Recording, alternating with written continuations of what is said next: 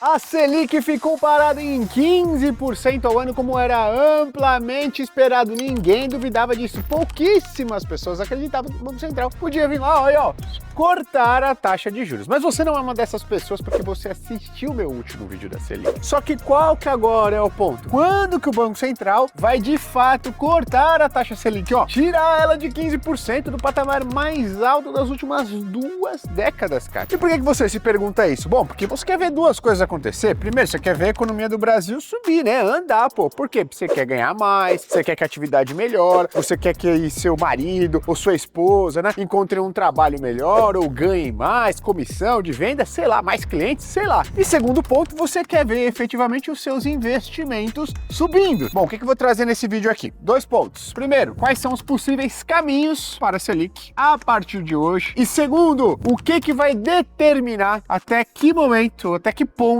que a Selic ela pode cair. E eu vou terminar, com um terceiro ponto aqui, para te ajudar nesse final de ano, como que você pode ganhar, ó, muita grana no próximo ano, lá em 2026. Primeiro ponto, quais são os possíveis caminhos, Gui? O que você está querendo dizer quanto a isso? Uma coisa ficou clara depois da reunião de hoje. O Banco Central ele reconheceu que a inflação está cedendo, que as expectativas de inflação elas começaram a ceder, ou seja, elas começaram a cair, e isso pode estar abrindo espaço para que o Banco Central, nas próximas reuniões, ele faça o que? Ele corte a taxa Selic. Então aqui, a gente tem duas possibilidades. Uma possibilidade é que ele faça isso já na reunião de janeiro, e outra possibilidade é que ele faça isso apenas na reunião de março. Ô Gui, o que você acha? Eu, Gui, acredito que ele vai fazer em março. Mas sabe de uma coisa? Isso não interessa nem pro meu dinheiro e nem pro seu. Por quê? Tanto faz se um ciclo mais positivo vai começar em janeiro, se vai começar em março. Pra minha pessoa, Guilherme Cadonhoto, que invisto pro médio e longo prazo, não me interessa. Se vão começar a andar muito bem em janeiro, ou em fevereiro, ou em março, ou em abril, o que eu tô vendo aqui? Eu tô vendo oportunidades que vão maturar, que vão me entregar bastante grana nos próximos 2, 3 anos. Esse tipo de oportunidade que eu quero aproveitar. Ah não, Gui, mas você deveria querer aproveitar oportunidades de curtíssimo prazo. Meu amigo, minha amiga, você acha que existe oportunidade de você ganhar muito dinheiro em um mês, em 2 meses? Isso não existe, tá? Então onde nós, pessoas físicas, não fundos de investimento, deveríamos estar focados em oportunidades de médio prazo, que é aí que tá a grana pro nosso bolso. Aí você se pergunta, pô, Gui, mas por que gestores de fundo de investimento, eles ficam discutindo tanto se vai cortar em janeiro ou se vai cortar em março? Deixa eu te explicar uma coisa. Se esses caras, no fundo de investimento deles, rendem 0,10% a mais do que o índice de referência lá, né, que é o que a gente chama de benchmark, que normalmente é o CDI ou o Ibovespa, sabe o que acontece? Esses caras têm um bônus maior, têm um salário maior, têm uma remuneração maior. Ou seja, para esses caras, saber se vai cair em janeiro ou em março é muito importante, porque se ele consegue entregar um pouquinho a mais, ó, isso aumenta o bônus, aumenta o salário dele, tá certo? Agora, para você, pô, Gui, eu consegui fazer o meu dinheiro render 0,10% a mais aí no primeiro semestre do ano. Eu falo, pô, legal, mas e o restante? Como é que tá a sua posição? Pro 2, para 3 anos? Aí eu acho que, não sei, não tá muito legal, não tô aproveitando grandes oportunidades. Eu falo, ué, então não interessa isso. Quem tá muito preocupado se é em janeiro ou em março são gestores de fundo de investimento, que eles querem mais dinheiro pro bolso deles, mais salário, mais remuneração. Eu também quero pro seu bolso. Só que a melhor maneira de você fazer isso é focando em oportunidades de médio e longo prazo. E no médio e longo prazo, se a Selic vai cair ou em janeiro ou em março, não interessa muito. Então a primeira coisa que eu quero tirar aqui da tua cabeça, pode esvaziar, na nossa cabeça é um espaço restrito, né? Alguns têm uma mansão lá dentro, cabe muita coisa, outros têm um apartamento pequeno. Só que é o seguinte, não interessa se a tua cabeça é uma mansão ou se é um apartamento pequeno. O que eu quero fazer? Que você deixe espaço livre para coisas que te interessem, tá? E isso daqui, ó, se vai cair em janeiro ou em março, não é uma coisa que te interessa, não é uma coisa que vai te impactar, beleza? Estamos combinados? Na verdade, tem uma oportunidade de curto prazo que você deveria aproveitar. Que oportunidade é essa? Campanha de Natal da Finclass, porque você consegue assinar a Finclass, contar com a nossa ajuda pelos próximos 12 meses, um time de mais de 10 analistas profissionais, aí você não vai precisar se preocupar, se é janeiro, se é em março, o que você compra, o que você vende, a gente vai estar dizendo o que você deve comprar, quanto que você deve comprar, o que você deve vender, o que você tem que colocar no lugar, quando vender e quanto vender. Não se preocupa mais com nada, tá? Leu uma notícia? Meu Deus, e agora? Será que o Gui, os analistas da Finclass estão lendo, estão sabendo disso? Obviamente nós estamos, tá? Então assina a Finclass, aproveita essa oportunidade de curto prazo e não se preocupa mais com nada com relação aos seus investimentos, tá bom? Então clica aqui embaixo no link da descrição e aproveita.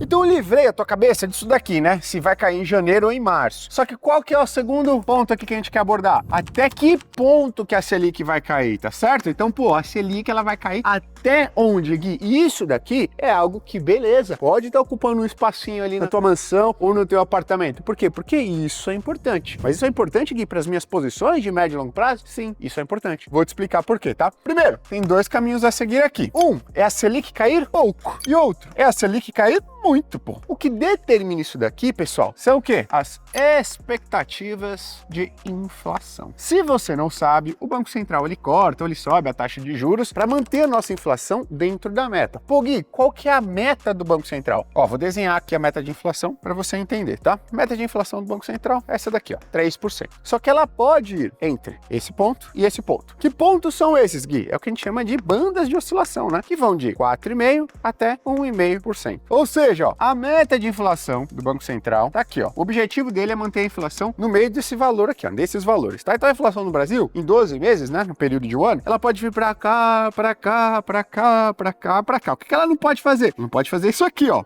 Ih, começou a estar aqui, sinal de alerta pro Banco Central. Mas, pô, Gui, o Banco Central, ele espera a inflação fazer isso daqui, ó, romper o que a gente chama de teto da meta, que é essa linha pontilhada aqui, ó, que fica em 4,5%? Não. O Banco Central pensa que ele tá dirigindo um carro, que é a taxa de juros. Toda vez que o Banco Central ele sobe a taxa de juros, ele quer subir os juros da economia. Só que os juros da economia como um todo, ele leva de 6 a 9 meses para subir. Então é como se o Banco Central tivesse aqui, ó, sentado, dirigindo um carro. E toda vez que ele vira o volante, o carro efetivamente só vai virar a roda entre 6 a 9 meses. Caraca, que difícil dirigir um carro assim, certo? Correto. Então o que é que o Banco Central tem que fazer? Ele tem que olhar para frente. Ele fala, nossa, ó, tem uma curva daqui a 6, 9 meses. O que eu faço? Eu viro o volante agora, porque quando chegar essa curva, aí o carro vai acompanhar essa trajetória. Então o Banco Central, ele não espera essa inflação subir. O que ele faz? Ele olha para frente, ele olha para as expectativas de inflação. Se as expectativas de inflação estão fazendo isso daqui, ele sobe a taxa Selic ou mantém ela mais alta. Se as expectativas de inflação começam a fazer isso daqui, ó, opa, tá se aproximando do centro da meta, ou tá no centro da meta. O que ele faz? Opa, eu posso parar de subir a taxa Selic, ou, se estiver tranquilo, eu posso reduzir a taxa Selic. E o que está acontecendo agora, que está abrindo espaço para o Banco Central cortar a taxa de juros aí nas próximas reuniões, é justamente isso daqui, ó. As expectativas de inflação estão se aproximando desse 3%, tá? Dando mais confiança para o Banco Central. Opa, agora sim, eu posso cortar a taxa Selic, porque as expectativas de inflação, ó, nos próximos anos, elas estão se aproximando da minha meta. Já estão aqui dentro, mas elas estão se aproximando ainda mais do centro da meta, que é o que ele quer entregar. Então, olha só, tudo depende desse treco, são as expectativas de inflação. Então, se o Banco Central começa a cortar a taxa de juros e a expectativa de inflação continua controlada, ó, para frente, o tempo vai passando, as expectativas de inflação continuam aqui perto de 3, aí sobe um pouquinho, aí volta um pouquinho, mas sempre fica aqui, ó, dentro da meta do Banco Central, legal, ele pode continuar cortando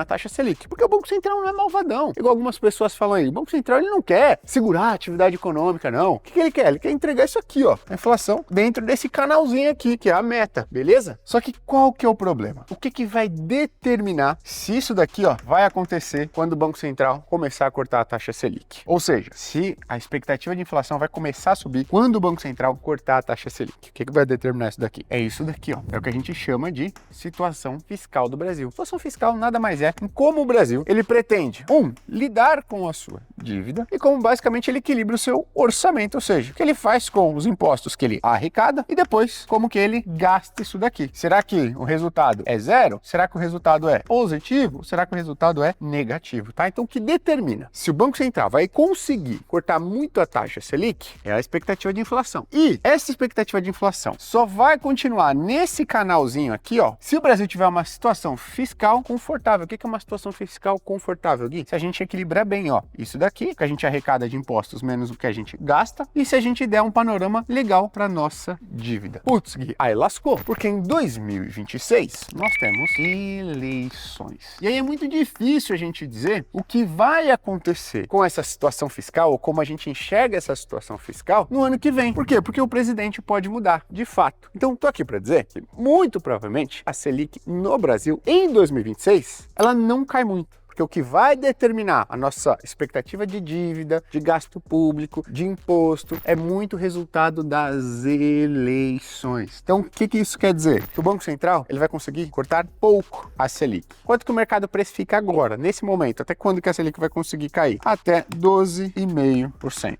É uma queda? É uma queda, pô. Mas a gente tá em 15, né, pô? Sair de 15 para 12,5 não é um negócio que fala, nossa, que alívio, nossa, agora as coisas no Brasil vão começar a andar. Nossa, o juro baixou tanto que agora as empresas estão conseguindo investir, estão conseguindo contratar, não tem nenhum tipo de problema, a despesa financeira caiu. Não, caiu muito pouco. Então, o que vai determinar se a Selic vai continuar caindo mais depois de 2026 é o quê? São as eleições. E aí as pessoas falam o seguinte, poxa, Gui, mas olha só, nas eleições passadas, o negócio foi turbulento, cara. Pô, tá louco, naquele ano das eleições, a coisa foi muito bagunçada. Então, esse ano vai ser igual, vai ser um cenário negativo. Eu falo, cuidado para você não achar que toda eleição é igual. Então deixa eu te explicar como é que vão funcionar as eleições de 2026, tá? Antes de falar aqui, ó, das eleições de 2026, deixa eu falar um pouquinho das eleições de 2022, né? Porque a galera acha que é igual. Será que é igual? Eu acho que é diferente. Por quê? Porque em 2022, a gente tinha uma regra fiscal. O que é uma regra fiscal, Gui? É como que o governo ele vai equilibrar. Que ele arrecada de imposto e o que ele gasta. Ele tinha uma regra fiscal rígida. Que era o quê? Que era o teto de gastos. Então o teto de gastos, ele era bem rígido. Ele era tão rígido que muitas vezes não era nem possível cumprir. Mas mesmo assim, abria ali um espaço para aquele ano em específico e continuava uma regra para o longo prazo bem rígida no quesito controle de gastos. E aí, o que você tinha como possibilidade na eleição em 2022? A possibilidade era que você continuasse com essa regra rígida, caso o presidente Bolsonaro tivesse sido reeleito, ou você tivesse uma troca de mandato para o presidente Lula, tá certo? E aí você passasse a ter uma regra fiscal o quê? Mais frouxa. Olha só o que eu tô falando aqui para você. Que vai determinar até onde a Selic pode cair são as expectativas de inflação. E elas são determinadas pelo quê? Pela situação fiscal do Brasil. Olha na eleição anterior. A gente tinha uma regra fiscal rígida que controlava as expectativas de inflação. E a gente poderia ter uma substituição por uma regra fiscal mais frouxa. Poderia fazer o quê? Que as expectativas de inflação subissem. Então essa era a possibilidade. Você já vinha de uma regra fiscal mais rígida. A possibilidade era disso piorar. E o que aconteceu? Piorou. Aí as pessoas pensam, pô, 2026 vai ser igual ao 2022. Não. Por quê? O cenário se inverte. Hoje, o que a gente tem? A gente tem essa regra fiscal mais frouxa. A águia, ela não é mais frouxa nada. Ela é. Tanto é que hoje os economistas pegam essa regra vigente e falam, deixa eu ver aqui quando que a dívida pública do Brasil, né, ela vai se estabilizar. Não conseguem chegar numa estabilização da dívida pública brasileira num cenário aí nos próximos anos. É uma regra mais frouxa. E agora, você vai ter em 2026 uma possibilidade de troca novamente. Só que, dessa vez, você tem uma regra fiscal mais frouxa e você vai ter a possibilidade de haver uma troca de presidente e para uma regra fiscal, teoricamente, mais o quê? Mais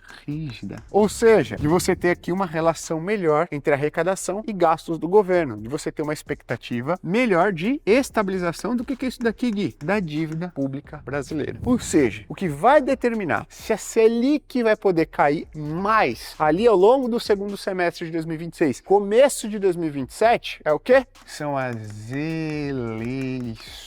Porque as eleições que vão determinar algo muito importante, que é o cenário fiscal do Brasil. Só que, de novo, por que eu acredito que 2026 vai ser um ano positivo? Porque a gente tá com uma situação fiscal, uma regra fiscal mais frouxa, e a gente tem a possibilidade de ir para algo mais rígido. Em 2022 a gente tinha algo rígido e existia a possibilidade de ir para algo mais frouxo. E a gente foi. Pô, Gui, isso é mentira, tá louco, isso não vai acontecer. Olha só como isso deve acontecer, tá? Agora, na sexta-feira, a gente teve o anúncio da candidatura à presidência da República do Flávio Bolsonaro, senador da República. E olha só, o que aconteceu com o mercado? O mercado reagiu de maneira negativa. Ah, reagiu por quê? Porque não gosta do Flávio Bolsonaro, esse cara é ruim, não gosto desse cara? Não, simplesmente porque o mercado enxerga que o Flávio Bolsonaro tem uma chance menor de ganhar do atual presidente Lula o embate a presidente de 2026. Se ele tem uma chance menor de vencer o embate eleitoral, a gente tem uma regra fiscal mais frouxa, diminuiu a possibilidade da gente ter uma regra fiscal mais rígida. Por quê? Porque a chance desse cara aqui ganhar do atual presidente Lula é menor. Simplesmente por isso. Ninguém está falando se o Flávio Bolsonaro tem boas propostas ou não. É simplesmente o mercado se adaptando às novas notícias. Que novas notícias são essas? Acho que o Flávio Bolsonaro anunciou a sua candidatura à presidência. Pô, Gui, se esse cara tem menos chance de sabe o que eu vou fazer? Eu vou reduzir o risco da minha carteira. Eu falo, calma,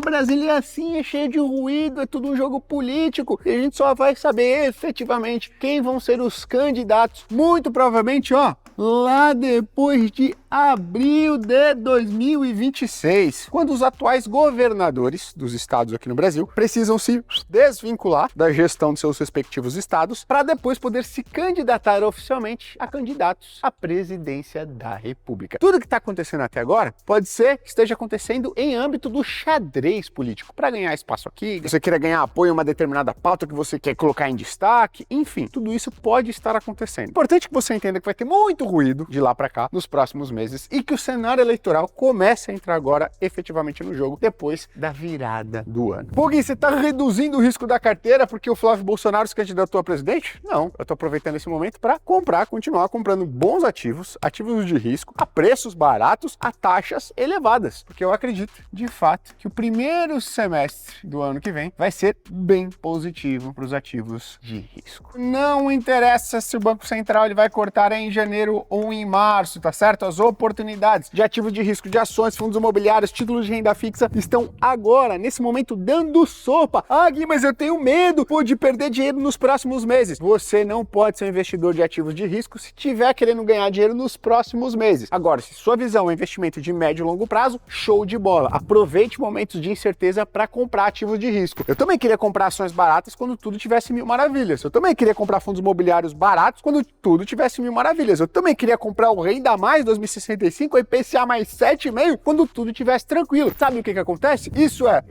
impossível!